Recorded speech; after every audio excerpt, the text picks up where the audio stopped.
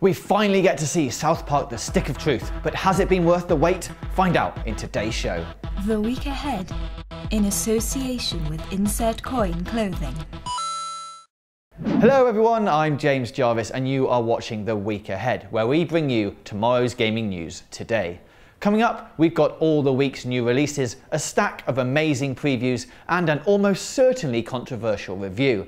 But first up, let's try and get through this South Park news without a single Kenny-based cliche. That's right, this Wednesday we'll have a preview for you of the long-delayed, hopefully amazing, South Park Stick of Truth. After numerous setbacks, we're finally getting to see the game that Trey Parker and Matt Stone considered to be the natural successor to one of the greatest animated series of all time. Will it be any good? Check back midweek for our early impressions. You want more previews? Well, that's a little bit greedy, but luckily I like you, so okay. On Tuesday, we'll be taking our first look at co-op first-person shooter Evolve, which, like South Park, survived the fall of THQ. So keep an eye on the channel for first impressions, and when the game comes out, you're all invited to my house to play it. So, you know, make sure this video gets like 1 million views, or I'll be sat there on my own.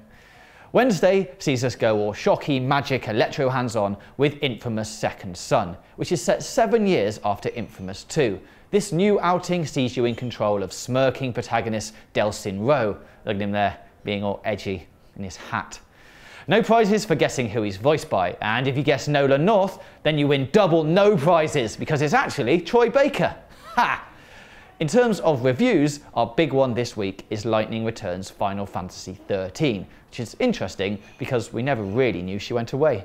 This is sure to be a slightly controversial one, so check back on Tuesday, grab yourself some Mogul popcorn or whatever, and watch the interwebs knock chunks out of each other. And let's not forget, the channel is also full of awesome stuff as ever. Hardcore GTA fans can rejoice with GTA 5 o'clock on Wednesday, or better yet, join us in the GTA Online livestream on Friday at 4 PM GMT. We've also got a fat-free top 5 on Thursday, not to mention a sizzling meat platter of all the week's succulent previews. Matt, were you hungry when you wrote this? Matt was hungry when he wrote this. On to the releases. First up, on the 12th of February, we've got the Xbox 360 release of World of Tanks. Remember the Xbox 360? Or World of Tanks? Well, actually you should, because they're both still massive. Review score bingo prediction, 89. That was a tank firing its cannon. Thursday the 13th sees the release of Lightning Returns Final Fantasy XIII. We'll have the CVG review for you before then, but we're expecting this one to divide opinion like the Buster Sword divides baddies. That, or everyone will hate it. We think scores around the 60s mark will be a generous result.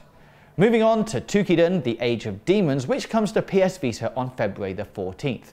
We reckon this Omni-hunting fantasy game will score in the mid-70s because no one will really want to admit that they don't understand what's happening in the game. Games journalists there. And finally, on the 14th, we've got the game I've been waiting for since I got my first Barbie for Christmas this year. It's Barbie Dreamhouse Party on the Wii U and 3DS. Now, we're not going to give this a predicted score because, you know, dreams can't be given numbers. That done, let's find out how we did last week. As predicted, Adam's Venture Chronicles on PS3 hasn't gotten a Metacritic score yet because only 2 sites from the whole of the internet have reviewed it. But based on those 2 scores, our prediction of 61 isn't looking far off. Creeping on over to Outlast, a game I can only play for 30 minutes max before I have to turn it off because of the crippling fear. And if you think I'm joking, you obviously haven't played it. And we predicted 86, which is only 7 points off its current score of 79. On to Jazz Punk now, which is a game that last week we knew almost nothing about, and we still don't. But it's okay, because nobody else seems to either, so our plucked out of thin air prediction of 72 is probably right. And the final result to report on in Prediction Bingo this week is Fable Anniversary. We thought nostalgia might get the better of people here and went for a Metacritic of 73. What's it on right now? 69. So we were bang on. Nearly. And because we're nothing if not predictable, our fact of the week is about South Park. In the episode Whale Halls, yes, that's actually what it was called, Whale Halls, Eric sings a version of Lady Gaga's Poker Face on Rock Band. The song hadn't actually been released on Rock Band at that point, but upon seeing the episodes, developers Harmonix added both the vanilla song and the Eric Cartman version, presumably because they're awesome, or they know good advertising when they see it. Either or.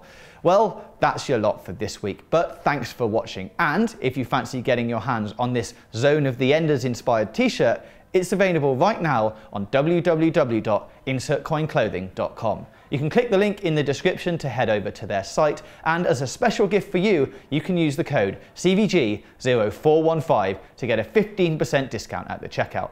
Have an excellent week, please remember to like, comment and subscribe, and we'll see you next Monday for another look at the week ahead.